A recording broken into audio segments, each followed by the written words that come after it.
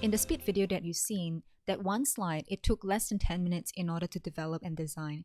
And if we break down the entire process using the peel process, we first identify what are some of the keywords that we want to include in the title and what should go under the subpoints. So over here, if we see the example, I already know that we're in the context of Singapore. And if I know that who I'm presenting to, they already are aware of the context that this is going to be a design school, right? Or this is going to be a design course.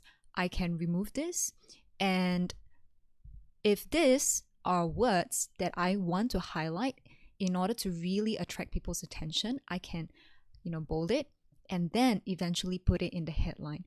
And also, we notice that in the speed video, instead of having a full chunk of text like this, we break down the points, ideally one sentence in a text box, and we start spotting pattern. Anything that is repeated can either be simplified by synthesizing or summarizing or organized in groups. So you see over here we have numbers in terms of the salary, and we have repeated points such as on average, or over here, graduates in full-time permanent jobs receive blah, blah, blah.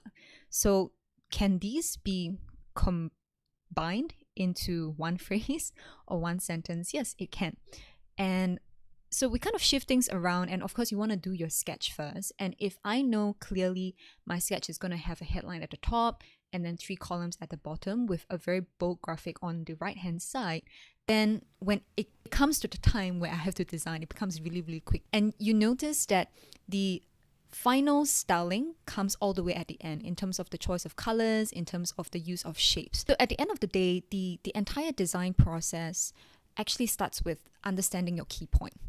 Because if you don't have clarity on that, it's very, very difficult for you to then think about the layout that you want to use, the graphic you want to complement the text with, and to make your slide appealing. And it's also moving beyond just aesthetic, right? How do we achieve functionality where people look at the slide, just looking at the headline and the subpoints, they know what the key messages are. So it should be very apparent. So always go back to the basic. What exactly do you want to communicate before designing and before inserting the style?